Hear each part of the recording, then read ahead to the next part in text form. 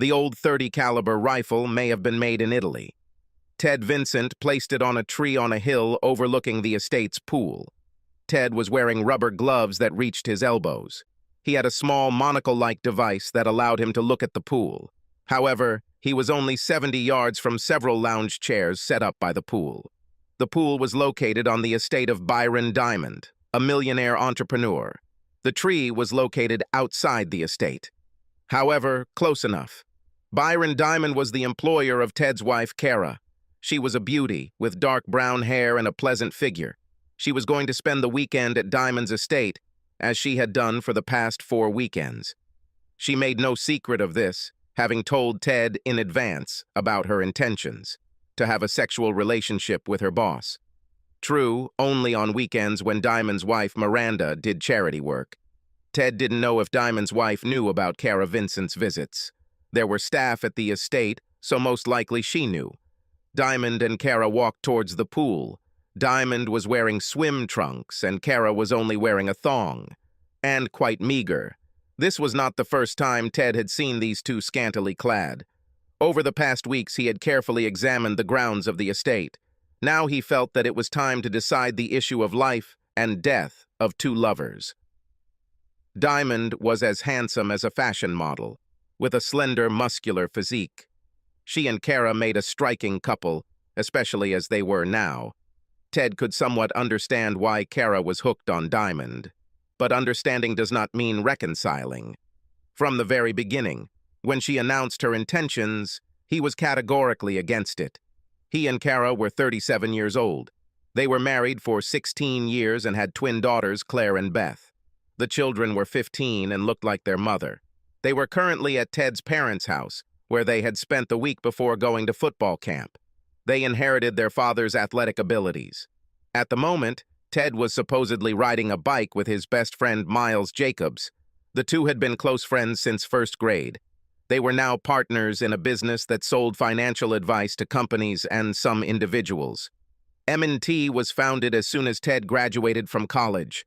Miles didn't go to college, his parents couldn't afford it, and Miles wanted to make it in the world. He was an outgoing guy and was a successful salesman. As part of their firm, he sold their services, the services were excellent, and the company grew. Now both men were quite wealthy. Married men with children of about the same age who go to the same school. Miles was married to Robin, his childhood love. Well, Robin was the childhood sweetheart of both Miles and Ted. Miles won this competition. Ted never really understood why. Miles and Ted were very similar in appearance. Both were dark, 6 feet tall, of medium build. Who could choose? But some people just fell in love. This happened to Miles and Robin. Ted was used to it. He found Kara in college, and she was all he ever needed, just a few months ago. Miles waited on the bike path some distance away, and Kara was about to get a big surprise. Ted saw Kara and Diamond hugging each other. The hug turned into a kiss. As soon as they broke the kiss, and Kara walked a short distance away, Diamond's chest exploded. Diamond's body pulled away from Kara. She screamed, covering her face with her hands, and fell to the ground. There was blood everywhere. She crawled to the pool and dived into it. Ted has seen enough. He climbed down from the tree and quickly ran up the hill, throwing the old rifle into the bushes along the way. He took off the stock cover and gloves and stuffed them into a plastic bag on his belt and jogged up the hill to his bike. He jumped into the saddle, headed for the main bike path, and rode out onto it, after looking around to see that there was no one nearby. Ted rode his bike about 3 miles to join Miles. They continued on their way. About 6 miles away, Ted left a plastic bag in a dumpster behind a gas station. They then finished their ride and arrived at Miles's house.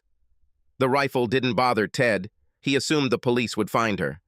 They won't be able to get DNA, and he was sure that nothing could be traced. He had the rifle for many years. He got it from a guy he knew who was dying and didn't want to leave the weapon to his family. There were 2 rifles and 2 pistols. The other rifle was also from World War II, but larger and more valuable. Besides the rifle he had used today, the rest of the weapons were in Ted's gun safe, along with the weapons he had inherited from his grandfather. This rifle was never in the safe. Ted kept it separately in a hidden place in a closet in the garage. When Kara announced her intentions to have an affair with Diamond, Ted immediately thought of this rifle. Over the next week, he took her out to his country property to make sure she was shooting accurately. It needed a little work. He filed the number on the inside and was confident that the rifle was good enough for its purpose. Robin was there to greet them when they arrived at Miles's house. She expected them to return at 2 o'clock in the afternoon, and they arrived just then. She prepared a cold beer for everyone and asked, "How was the trip, guys?" Miles smiled at his wife. "That was great. The track wasn't very crowded and we had a good workout. About 4 hours or so." Robin hugged them both. She was a pleasant-looking woman their age. She had dark hair and was slightly overweight. Ted always found her attractive. They usually flirted a little, but she was Miles' woman, and all three of them knew it. The men drank beer and showered at the pool house before sitting around the pool. Robin asked, "Ted, how long do you think this thing with Kara will last?" She knew about what Kara did on the weekends. Ted told them both. They were his closest friends and the people he turned to when he was in trouble or needed calm advice. In Robin's opinion, Ted should have kicked Kara out immediately. But Miles thought differently. He suggested they wait until they could protect the company and the twins were older. But Ted already knew what he was going to do. He had no pity for guys who slept with other people's wives, especially his own. So, having developed a plan, Ted talked to Miles about it. Together, they clarified the details. Ted answered Robin's question. "I have no idea. But Robin, I hope to continue my relationship with Nora." Robin repeated, "I still think it's time for you to leave Kara." Robin and Kara have always been cool towards each other. These four did communicate, and so did their children. Miles's eldest son, George, was a year older than the twins. His youngest son, Ben, was a year younger. Both boys seemed to find the girls attractive, but the mothers were far from close. Kara had her own circle of friends from the country club. Robin had her own friends from the Democratic Party and several book clubs. However, their social gatherings generally went well. Kara was always nice and interested in Robin's hobbies. The strange thing was that both women worked in the same job for most of their married lives, administrative assistants. That ended when Kara was hired at Diamond 2 years ago. Robin was still working at her old company. As the three of them sat there, Ted was lost in thought about recent events. He wondered about his reaction and why Kara had betrayed him so much. She had been working for Diamond for 20 months, and Ted had no idea there was a problem. Their sex life, always good, did not change. Kara did not work late and did not go on business trips. She went to the club most weekends but regularly attended girls' home soccer games. Ted always attended all the twins' games. So Ted was shocked when Kara sat down next to him late one night and said, "Ted, I'm gonna do something. I hope this doesn't ruin things too much. I love you." Ted instantly became wary. He was not one to react emotionally to what was happening. To most people, he seemed stoic. His parents were the complete opposite. They argued and fought like street dogs. They then had wild sexual reconciliations. Ted was an only child, and his reaction, honed over the years, was no reaction at all. That was his initial stoic reaction to Kara. He didn't say a word and stared at her. This didn't unsettle her. This has happened before. She continued, "Byron and I have developed, well, a crush on each other. His wife goes away every weekend, from Friday to Sunday evening. I'm going to visit him at the estate when she leaves, starting this Friday. I have no idea when this will stop. He'll probably get tired of me. But I need it, Ted." Ted didn't say anything. In fact, he was quite calm internally. This was because he knew as soon as she laid out this plan that he couldn't stop her, nor would he try to. He also knew that Diamond was as good as dead. So is their marriage. What he hasn't fully decided yet is what to do with Kara. He always loved her. She was a pretty good mother. But he knew well that she indulged her desires and cared about her status. He saw it, but didn't pay enough attention to it. Now these negative qualities have reached their apogee. This was unexpected, and not even in her character. He was considering a decision regarding Kara, and almost immediately remembered the riffle in the garage closet. Kara was startled when Ted smiled after about a minute. He had this reaction when he thought about the riffle. Kara was not only amazed, but also unsettled by his smile. It wasn't a fake smile. She didn't expect this. She said with some heat, "Do you think there's something funny here?" He smiled at her. Not at all. But that smile. She felt a shiver from that smile. Ted stood up and asked, "Have you already had sex?" Kara paused. "No. Well, a few kisses. That's all for now. I will sleep in the guest house. Let me know when you're done with the rich boy. Then we'll see what's left." As he spoke, Ted walked up the stairs to pack his things for the night. Kara was sitting in the living room. She was unhappy with this turn of events. However, it was something she wanted to do, and she intended to do it. However, she felt lonely, left alone in bed. It was Wednesday, only one more night. She was so looking forward to her weekend with Byron. She longed for him. He was younger. He was 30. He was rich and educated. And he was well built. She realized this after seeing him working out in the office gym without a shirt. Her idea was to get enough of him while his wife was away for the weekend. She understood that this situation would continue for another couple of months. Then, depending on how they get along, perhaps they will make some kind of permanent agreement.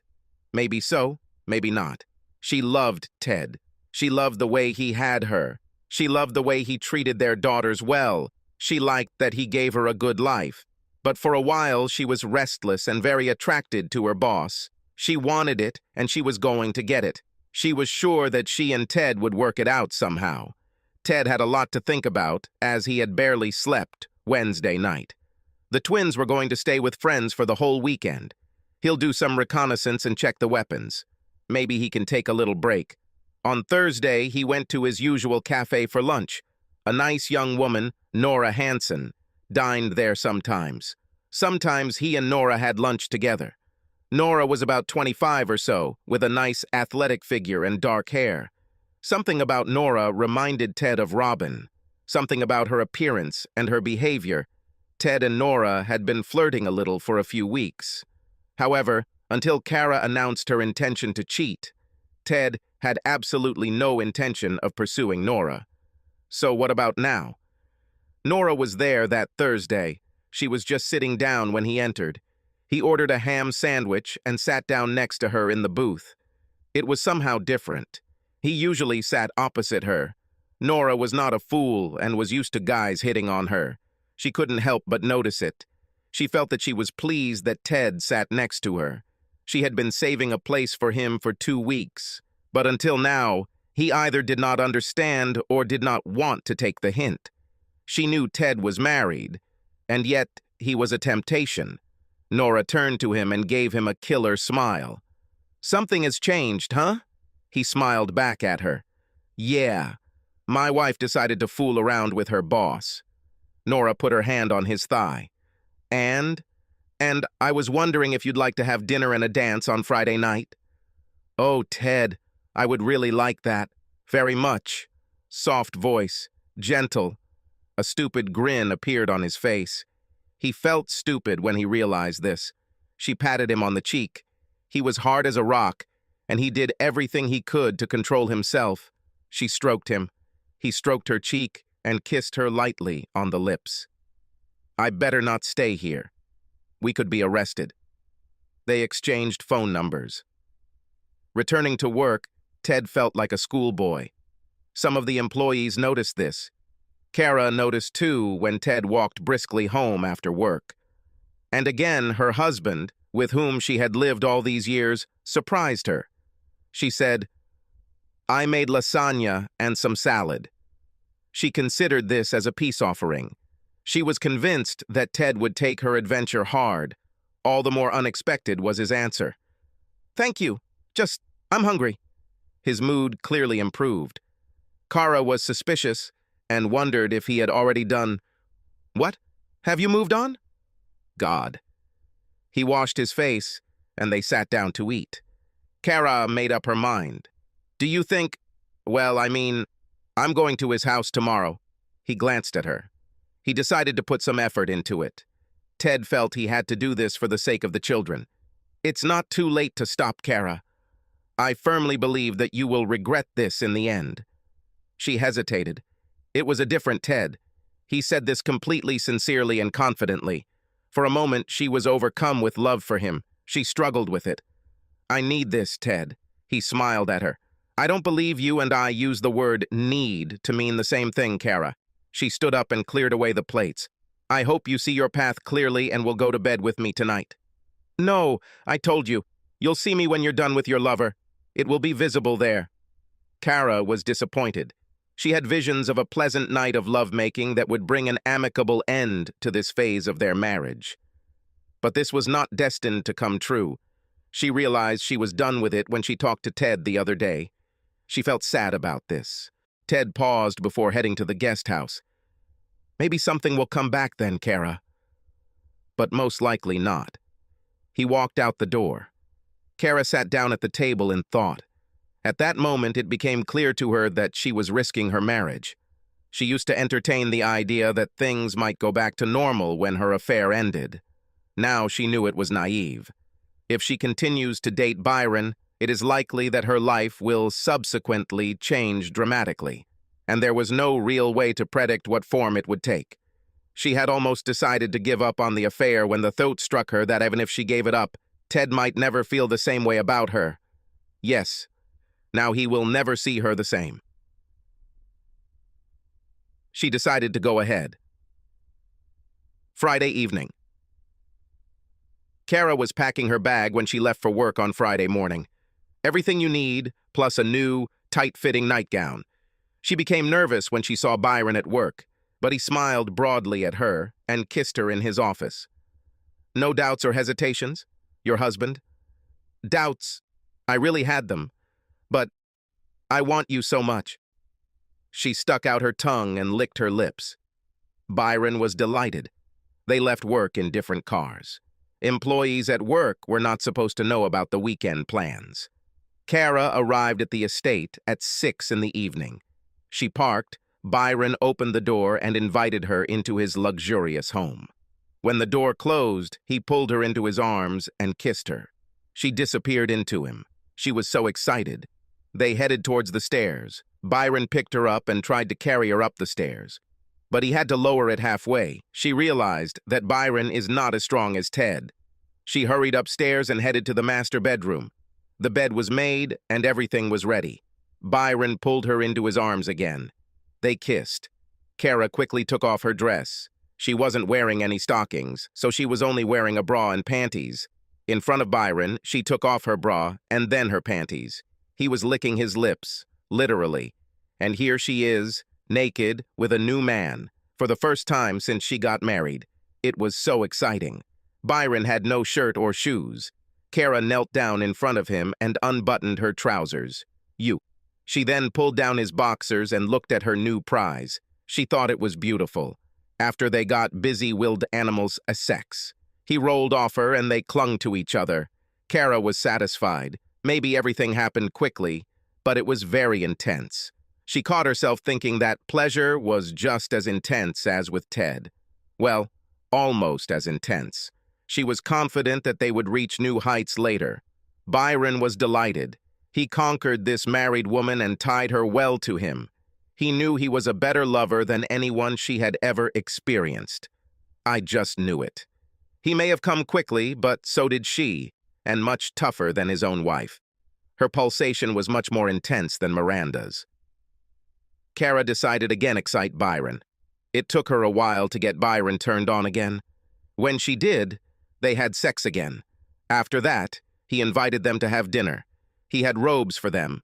They went downstairs. A small feast was prepared and Kara found herself starving. They ate and talked. Did you like it? Byron was unoriginal. Kara nodded. Certainly, and you? The very best. Kara sang, simply the best, better than everyone else. Byron didn't know this song. He looked puzzled. Kara and Ted often sang it to each other. She felt a little ashamed that she had used it with Byron. After dinner, they went back upstairs and watched a romantic movie in the bedroom. Byron wanted more sex, but Kara wanted to watch the movie to the end. Then they did it again, missionary style. Kara was impressed that Byron was able to do it 3 times like that. However, the 3rd time made a slightly less impression on her. Ted picked Nora up from her apartment driving his classic MGB convertible. This was his hobby, one of them. Nora was delighted with the trip and with Ted.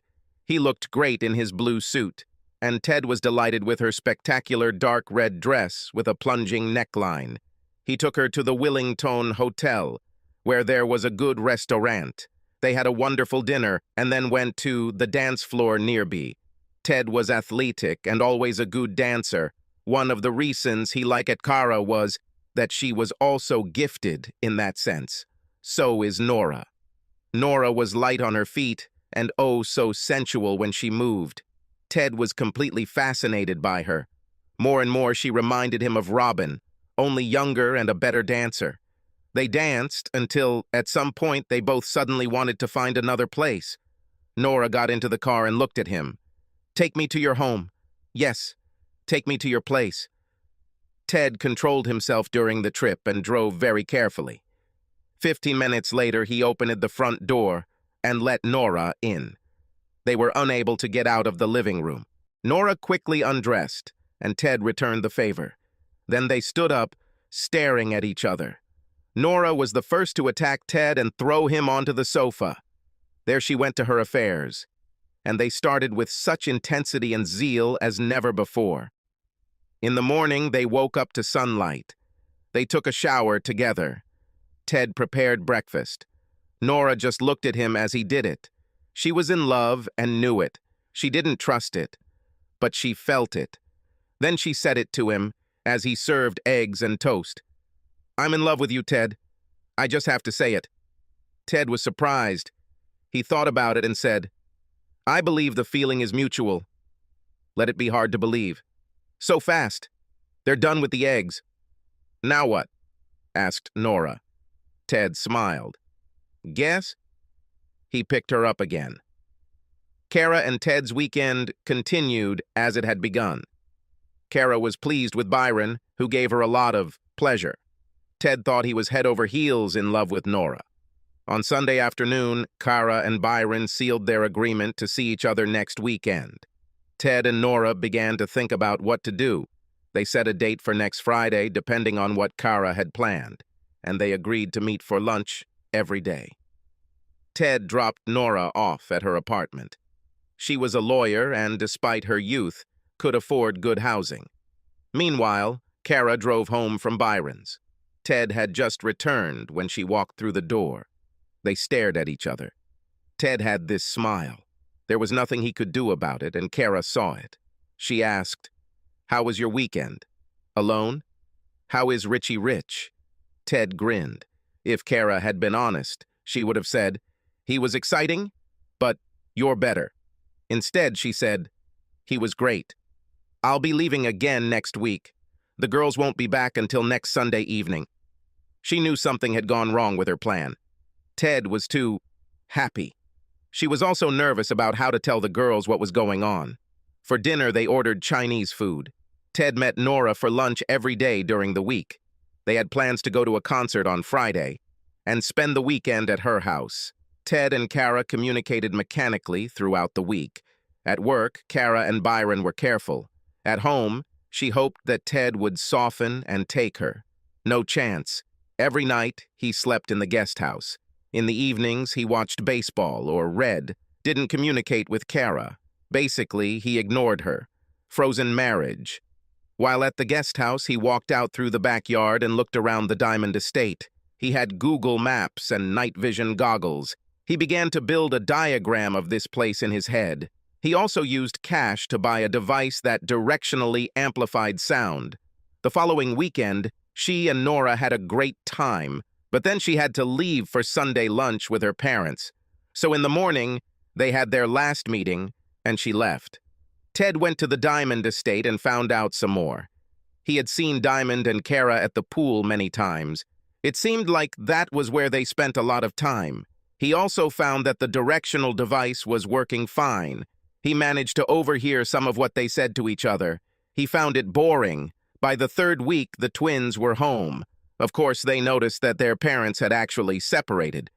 At dinner that Tuesday, Claire asked, "Mom, Dad, what's going on?" Kara said, "We have some problems. We'll deal with that. Don't worry." The girls then looked at Ted. He shook his head. "The truth is that your mother decided to have sexual relations with her boss. So I moved into a guest house. What will happen in the long term has not yet been decided." Kara was angry at Ted for putting it that way. However, there was nothing to object to. She said, "I felt that I needed, Beth interrupted. "Newman, it looks like it. How could you, Mom?" Kara stood up and ran up the stairs. "Are you getting divorced, Dad?" "Don't know. Not everything has been decided yet, but can you keep your mouths shut?" The girls answered in unison, "Yes." "Do you promise?" "Yes. I have a new friend. I'll introduce you this weekend when Mom goes to her new boyfriend." The twins were smart. Claire said, "You mean you have someone you want us to meet? So this must be very serious, right?" "Maybe. Until Mom left, I never would have met Nora.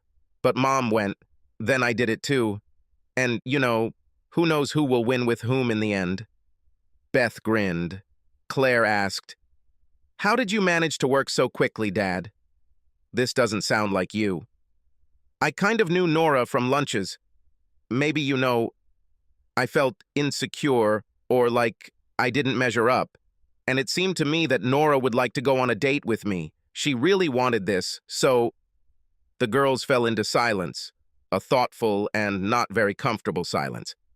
Ted let them think. Finally, he asked, "Anything else at the moment?" Claire asked, When will we meet her?" "I'll organize something for this weekend. You have a game on Saturday afternoon, right?" "Yes. Maybe Nora and I will come." "This is a serious story, Dad. You are not ashamed to appear with her, even to the parents of our friends." Ted was not surprised that the girls turned out to be so neat and smart. He really believed that they could figure this out. "Nothing is set in stone now.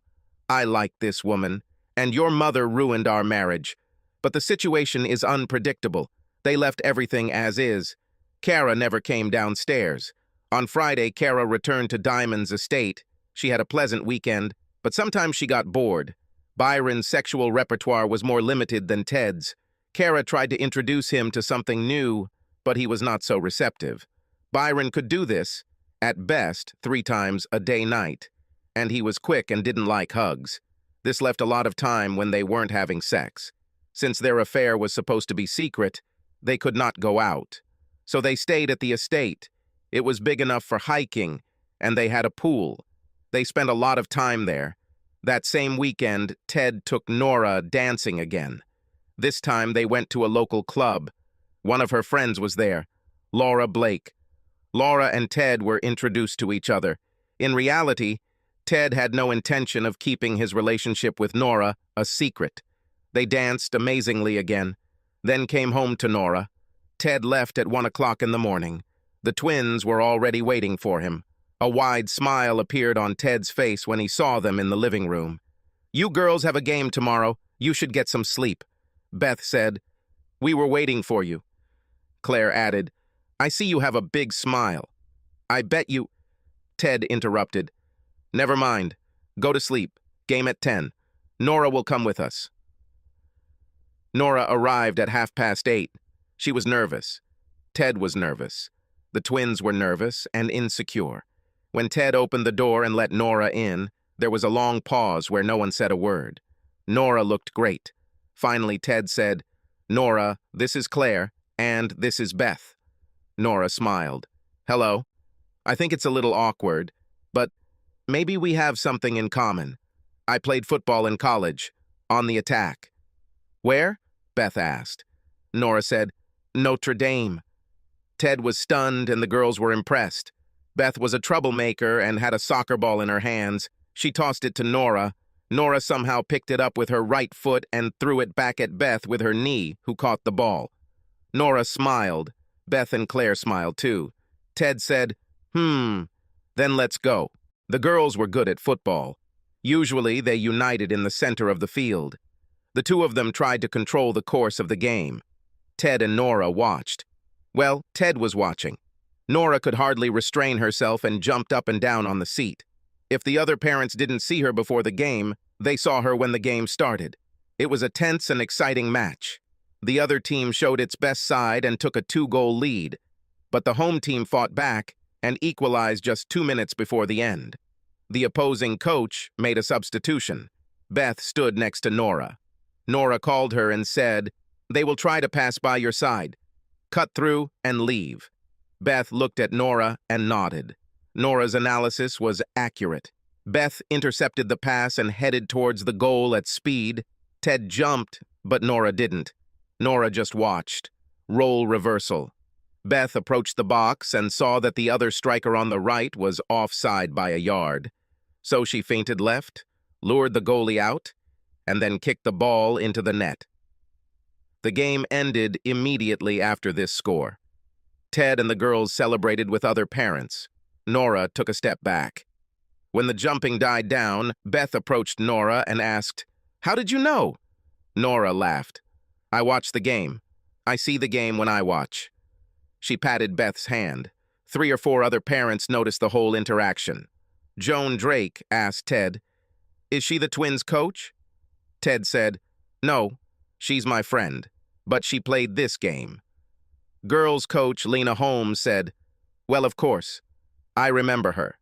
She played for Notre Dame, on the attack."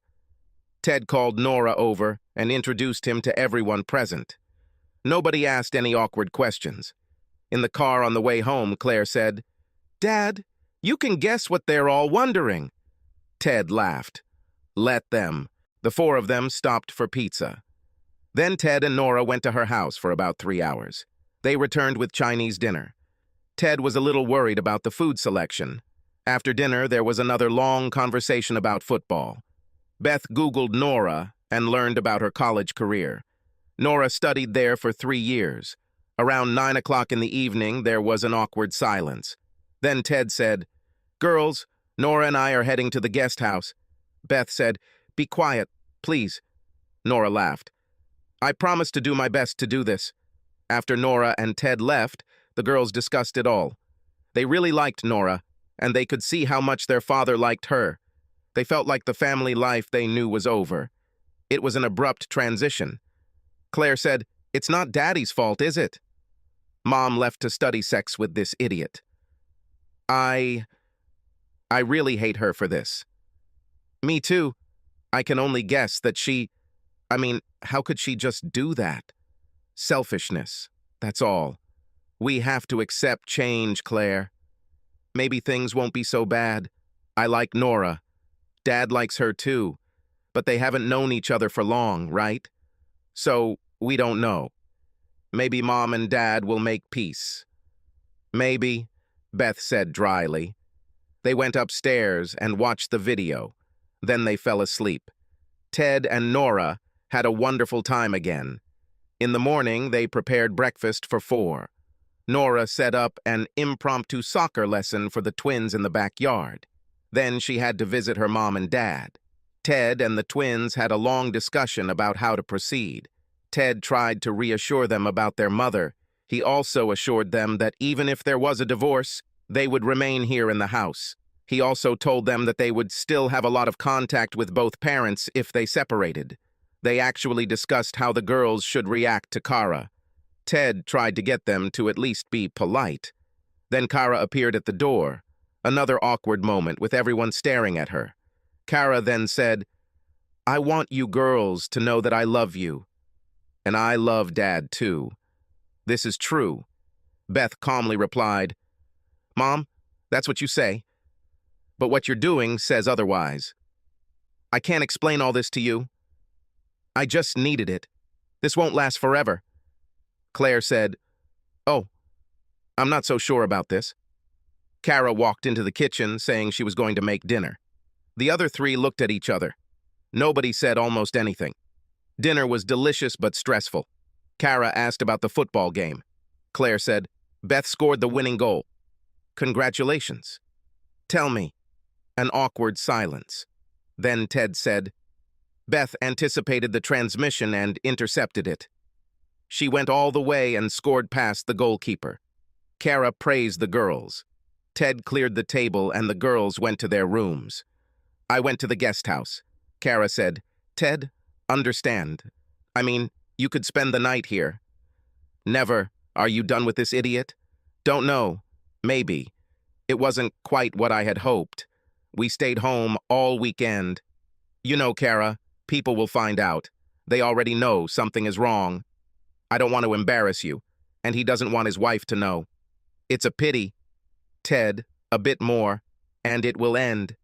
Kara, please understand that you ruined our marriage. It's over between us, so stay as long as you want. Just remember, he is all you have now. Kara was shocked by this frank statement. She sobbed. Just once. She ran upstairs. By morning, she had decided to take things as normally as possible. She had to go to work. Ted, too. The girls were preparing for a trip to their grandparents' house and then to an outdoor camp. Ted had lunch with Nora and explained what happened after she left. He then went home to help the twins pack their things. Kara's plans for the day were disrupted when her friend Joan called. Kara, who was that nice young woman who came to the football game with Ted? Kara paused. Which young woman? Ooh, understand. She is a former football player. Very pretty. We were all wondering where you were. Damn it. Calm down, Kara. She and Ted didn't... There weren't any obvious signs, you know. Oh, no? Well, they didn't tell me anything about her. What is her name? Nora. Kara, where have you been? I heard something I can't believe. Like what, Joan? Like the fact that you left Ted for your boss. Not true. I didn't leave him. Well, Jane Bright has a cousin at the club who works for Mr. Diamond in his house. The cousin said that on weekends when his wife is away, he has a woman there. Crap. So, it's you. God, Kara. God. This shouldn't last too long, Joan. Only at weekends. You're stupid. Ted already has another woman. And guess what? I don't blame him. She's younger and sexier. Your daughters seem to be already familiar with it. You screwed up royally. Kara was truly shocked. That evening, he and Ted dropped the girls off at his parents' house. The ride home was silent, but when they entered the house, Kara attacked Ted and slapped him. He stepped back. What the hell? You replaced me, you bastard? You're complaining. What did you expect? You must have made preparations for my departure. How long have you been making fun of me? I only knew her from the cafe. We didn't even kiss until you went crazy with your boss. So, fuck you, bitch. Kara rushed away. Ted went to the guest house. He then walked out the back door, wearing dark clothes. He found a good place to observe Diamond, a tree. That night he intended to test a sound amplification device. He set it up and waited until he saw Diamond and his wife on the deck overlooking the pool. They sat and drank wine. As he joined their discussion, he heard Diamond say, "And it won't last long. You have your boy toy." Miranda replied, "Only because you started it. This is something like the fourth or fifth available girl." Diamond said, "I support your style, Mira. Don't ruin it." "Why are they always married? Do their husbands know?" "Yes. I force them to tell their husbands about it. I like it better this way. When we have social events at our company, I smile at all the idiots. Someday, boy, you will cross the road for the wrong person." "Nope." "What will they do?" "They may divorce their wife, but they all have children. So they don't do it. They just accept it. So what if they end up getting divorced? It's a pity. You're one of the biggest assholes in the world, ugh, a real jerk. But I'm good in bed, right?" Miranda laughed. "What do you think? My Deshaun is better." "Ha!" "Bullshit," Diamond laughed. From that moment on, the conversation reached a dead end. Ted got down and walked away. Until this moment, Ted had thought that dealing with Diamond was not only unnecessary, but also risky. It seemed to him that there was no need. After all, Now he had Nora. Kara and her stupid antics made it possible. Maybe, he thought, he should thank Diamond. But the conversation he had just overheard again aroused his burning anger. The next day, he walked into Miles's office, and they talked. Nora spent the weekend with Ted and the girls. The couple slept in the guest house, but otherwise interacted with the twins, almost like a family. After Saturday's game, there were more football lessons. Saturday night, Ted and Nora had a fantastic time in bed as usual. As they lay in bed, Nora asked, "What happens next, Ted? I mean, maybe it's weird to ask this, but are we exclusive?" Ted laughed. "You mean, do I sleep with my wife on the side?" Nora giggled. "Yes. I am absolutely not going to do this.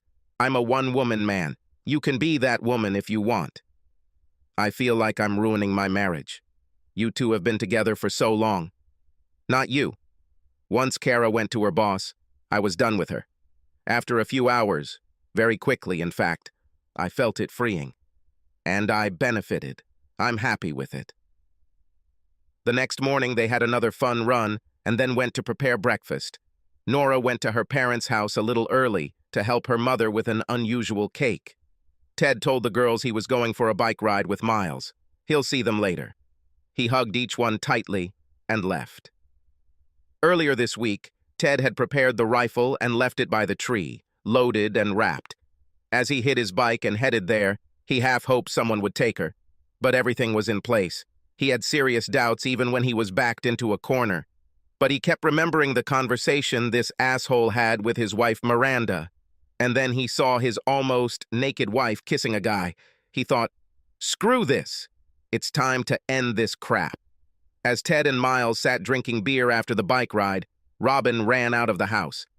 "I saw it on TV. Diamond was shot. He is dead. Diamond is dead." Ted quickly stood up. "What about Kara? They said that a woman was present, but she was not injured." Miles exclaimed, "Oh my God!" He took out his phone and turned on the news feed. Miles kept Ted's cell phone with him the entire trip. It was in his belt bag. He waited until Robin looked at his phone before handing Ted the phone. But Robin saw it. She didn't think much of it at the time. Ted tried to call Kara. No answer. He said, "I better go home. Maybe someone called." He left on a bicycle. When he returned home, the landline phone was ringing. "Hello? Is this Ted Vincent?" "Yes. This is Detective Harvey from APD. There was shooting, but your wife was not injured." "You're talking about Diamond. My friend told me. What's happened?" "I can't comment on this. Mr. Diamond is dead. Your wife is here at the station. She is completely shocked. Can you come get her?" "Certainly. Where?" "Main office. 3rd floor. Please contact the front desk." Ted put on shorts and a t-shirt over his cycling gear. He had a wallet and phone in his fanny pack. He took the car keys and drove off. He had no idea what to expect. He was invited to a conversation. He was told that he could see Kara after everything was completed. Detective Harvey was an older white guy who looked fit, although he had gray hair. He had a partner, Stella Blaine. She was an attractive brunette, large and tall. Ted sat with them in a small room and answered all their questions. They asked how his day was, and he told them about it, the bike ride and all. They then asked if he knew Kara was involved with Diamond. "Yes." How did you feel about this?" It was Harvey. "I did not like it. But I moved on." "What does it mean?" "I have another interest. Another woman." "Oh. So you have an open marriage?" No. As she announced that she was doing it, that's how I reacted." "Do you have a weapon?" "Yes, I have a gun safe." "We'll have to look into it." "Fine. Well, let's go home together." The police found out many details about the bike ride, addresses, and who else Ted was meeting with. Then they left him in a small room for a while. The door was locked. Ted just sat there looking at his phone. About 15 minutes later, Harvey returned and asked if they could look at the phone. Ted said, "I have something on my phone about work that I don't want to make public." "Nothing illegal." "We could get a warrant." He decided to just let them take the phone. He was told it would take 30 minutes. Then they took him to Kara. She was wearing a t-shirt and jeans, not hers. She looked scared. Ted said, "Kara, are you okay?" "No. God, he got shot. I was right there. There was blood everywhere." "I'm sorry, Kara. Once they're done with my phone, I can take you home." "Okay, Ted." Pause. "Ted, I regret all of this, but we can talk on the way home." He hugged her. Soon the detective brought the phone and the couple left the station. When they were in the car, Kara asked, "Ted, did you shoot him?" "No. Maybe I don't regret that he was killed. But I didn't do that." Kara stared at him. "I know you. You could, but you found the right girl, so I just didn't do it." "Did you see him get shot?" "No. I heard a shot and it all exploded." Now she was crying. She was sobbing. Ted pulled the SUV into the driveway. He escorted Kara inside and led the arriving police officers to the gun safe. They examined the weapon and asked about the ammunition. There was an unopened box of .30 caliber ammunition. They were not interested in other ammunition. When they got back outside, Harvey turned to Ted and said, "We'll take DNA and fingerprints from the rifle we have.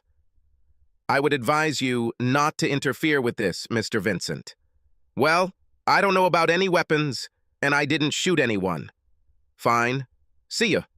Ted went inside to deal with his wife. However, before doing this, he called Nora and told her what had happened. She knew some details. He asked if she would come over later, once Kara had calmed down. Then he called his parents and daughters. They discussed the events of the past day for a long time. One of the questions was whether the twins would go to outdoor camp next week. It was decided that they should leave to avoid any confusion that might be expected. Kara took a long shower. Ted inquired about her mental state. Not surprising. He was waiting for her when she came out in a robe. "It must be difficult. Have you cleaned up enough?" She smiled. "No, but the water ran out." "Yes, I guessed. What can I do for you?" "Well, maybe we can order pizza? I'm starving." Ted did it. Kara looked at Ted over her pizza. "I was thinking about you. I'm not so sure you're innocent. Where have you been today?" "On a bike ride with Miles. I told the cops. He might lie for you."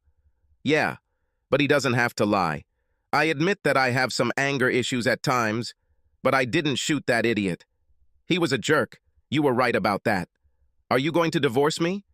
"Maybe. I mean, you threw it in my face, Kara. After so many years, you needed some rich boy. I agree that he was good-looking." "He was good."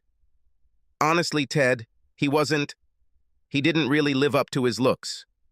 "Yeah? It's true. You have some kind of woman, Nora. I was told that she is younger and more attractive." "Yes, she is quite attractive and athletic. She played soccer in college. And she just picked you up right away. I bet you mastered it before I had Byron." "No. Maybe around the same time. First we went dancing. Why are you interested?" "I probably won't have a job. You will leave me, I know. I have to live, and we have a marriage contract. I won't let you starve. And maybe you'll have a job." "Maybe. Miranda probably isn't too happy with me." Ted's phone rang. It was Nora. He walked into the living room. Kara followed him at some distance. She heard their declarations of love. If she had been wearing shoes, she would have kicked herself. As Ted tried to persuade Nora not to come, Kara entered the room. "Let her come, Ted. I think it's time for us to meet." 30 minutes later, the doorbell rang, and Ted let Nora in. Kara was already dressed. She looked tired, but still attractive. The two women looked at each other for what must have been a full minute. Then Nora said, "I regret. You must be very shocked. Thank you. This is true. It's all so confusing. You took my husband. You left him. It is not my fault." They were separated by about 10 feet. Ted positioned himself to intervene if necessary. Kara was shaking. She started sobbing again. Nora stepped towards her and hugged her. Kara cried on Nora's shoulder. Ted was amazed. Nora sat Kara down on the couch, maintaining contact. There was room for Ted, too, and he sat down next to Kara and hugged her, too. Kara sobbed, gasping for air. She sobbed, "Such a fool. Sorry. Such a fool." Kara's crying subsided.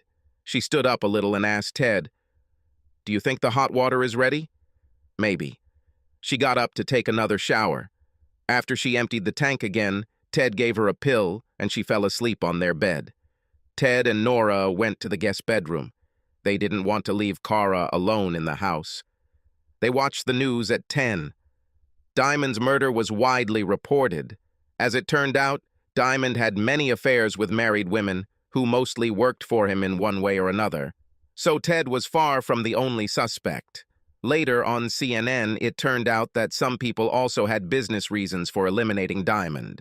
And finally, there were suggestions on the internet that Diamond's wife could be involved in this. Ted turned off all media after 11. He and Nora went to bed. Neither of them really wanted to have sex. At first, but Nora was silent.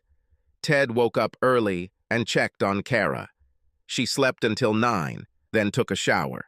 At 10, all three were sitting at breakfast and eating pancakes that Nora had whipped up. Mozart started playing on Nora's phone. She answered, and it was the police to arrange an interview. Nora asked Kara and Ted, "Should I ask them to come here?" Kara nodded. "We can get the latest news." So at 11, Detectives Harvey and Blaine came and took Nora to a private room to take a statement. This took about 25 minutes. Then they all met in the living room.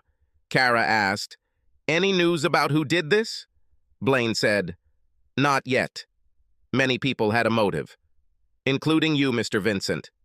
"We've already discussed this," Ted frowned. "Yes. Well, thank you all for your cooperation. They are gone." Robin called and said the police were coming to take a statement. They were polite, but persistent and scrupulous. Ted told her he would see Miles at work. All three were somewhat confused, not knowing what to do. "Should I leave?" asked Nora. Kara said, "No, I understand. Ted might want you to stay." Ted nodded. They were all sitting on the back patio drinking coffee. Kara's calm returned, but she seemed sad. Ted and Nora seemed to be expecting more problems. Kara held her temples. "I keep seeing him dead." He still didn't move. "I wonder if I'll always see this." Nora seemed to want to console her. "In my course on the psychology of grief, it was said that images are the most persistent thing, but over time, they fade and are erased." "I really hope so." Kara's voice broke. "Do you have news from work?" Ted asked. "No. I mean, I worked directly for Byron. I actually acted as a sort of dealer for the goods sent to him. I let him see some things, but took care of other things myself. Whoever takes this place will need someone like me." "Who will it be?" asked Nora. "My only guess is Miranda. I know what was in his will because I signed it as a witness. She gets everything except some things for his mom." "Okay. I mean, do you want to work there?" "Yes. Like I said, I need to support myself, huh?" Ted looked at Nora. "Well, until you get back on your feet. Did you two sleep in the house last night?" It's clear that this bothered Kara. Nora nodded. "In the guest room. I hope this continues for some time, until I get back on my feet." There was a double meaning in Kara's words, and neither Ted nor Nora missed it. Ted didn't mind. "Everything will work out on its own, and the girls will be back briefly next week." "Nora, they told me that you went to their game." Kara remembered. "Yes, it was exciting." "I missed it." Kara sobbed again. "I feel like such a fool. He had a whole string of women. He manipulated us all. Well, he was a handsome asshole. You made a big mistake." Nora tried to calm her down a little. Ted said, "I think you've been unhappy for a while. I mean here at home, not at work." Kara thought and said, "This is true. I don't know what causes this. Maybe something like, the grass is greener." She paused. "Then a big hole opened up and swallowed up my life." She stood up and ran inside. After a while, the clink of pots and pans was heard. Kara baked a chocolate cake that was ready by noon.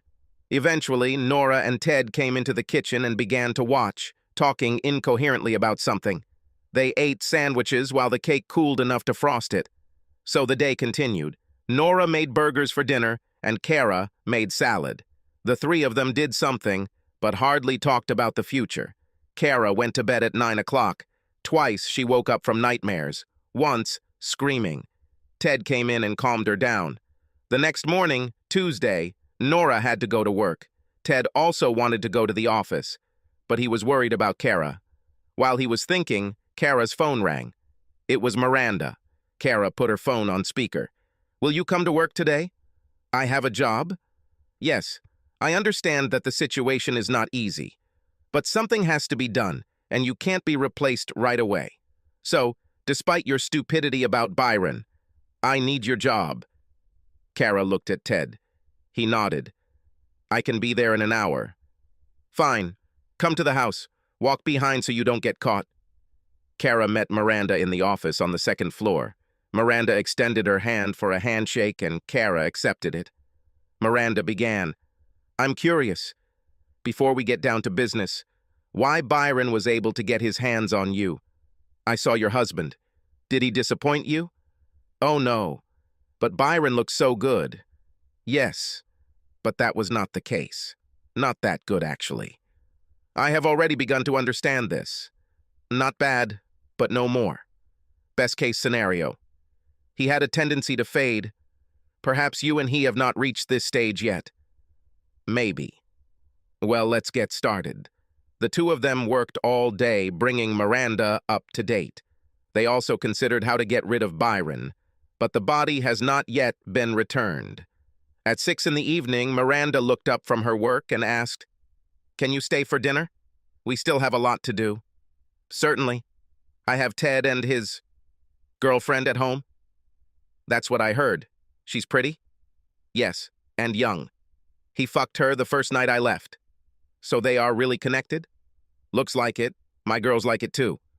Miranda looked at Kara and smiled. "Well, if you need some relief, I can lend you one of my boy toys. They know how to satisfy a woman." Kara blushed. "Miranda, thank you, but I'm not ready yet. Just let me know. You know, now that we women are running the company, maybe the guys will have to make room. Is there anything you need? Well, if it comes to that, a toy boy will do. I don't want to destroy any family." "You're too cute, Kara." They ate and Kara went home at 9:30. Miranda gave her a significant raise. Ted and Nora were interested to see how Kara was doing at work, given the complexity of the situation. Kara described her day and the work she had to do, and she told them about her promotion. "So, I won't be a burden. Looks like I can support myself." It sounded pretty bleak. Ted said, I... Kara interrupted. "You know, Miranda offered me a boy toy to use if I needed it." I refused. For now. Nora gasped. "Really? How do they look?" Ted was a little annoyed by this, but said nothing. "I don't know. I didn't even know Miranda had them." For the next 6 weeks, Kara worked for Miranda 6 days a week, either in the office or at her home. The work was moving forward. Ted started getting divorced about 2 weeks later. This came as no surprise to Kara or the twins. Miranda hired Kara a lawyer, but the details were easy to work out. The parties agreed and signed a few weeks later. The twins stayed in the house with Ted and Nora.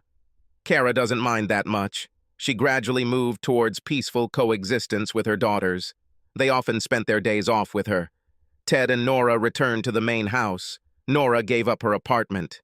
Essentially, she took on the role of mother to the girls. The situation became more and more comfortable. One night, Nora and Ted, having completed another pleasant session of sex, snuggled up to each other. "Nora, do you want to get married?" Nora tensed. She looked at him. "Yes." They kissed. Nora said, "I want children, too." She looked at Ted with some trepidation. He hugged Nora. Re-dipping into diaper changing?" "Okay." They kissed again. They got married 6 months later. 2 months later, Nora became pregnant.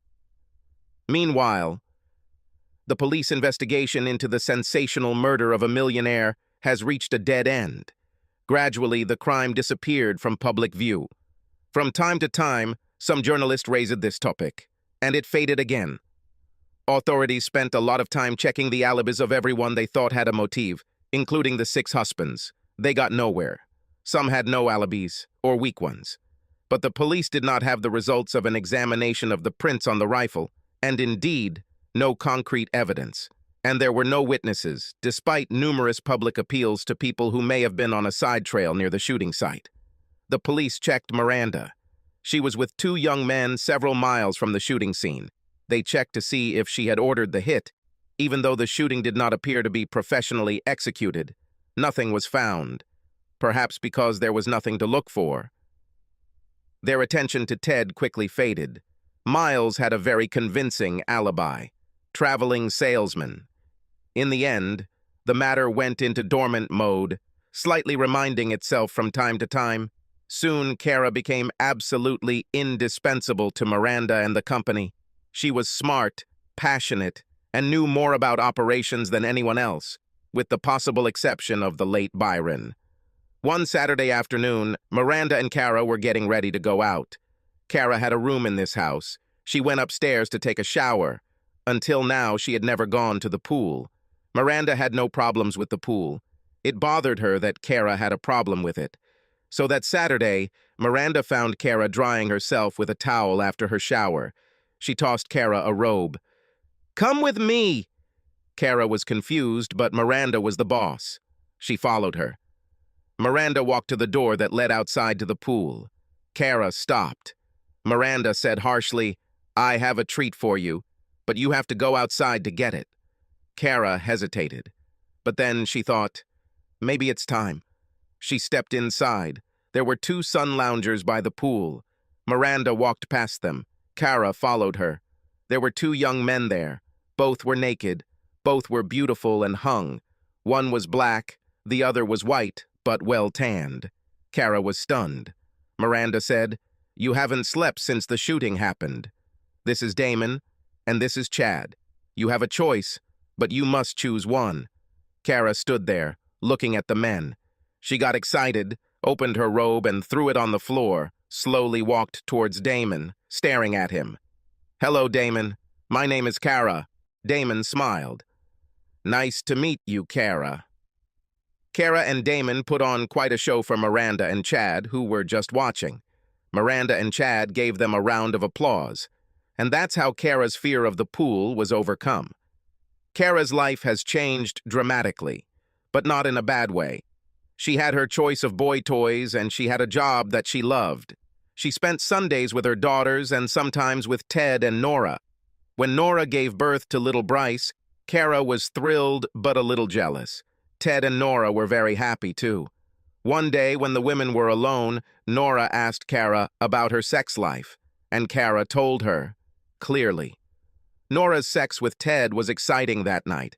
This has subsided a bit since the baby was born. Now Nora was back into the rhythm.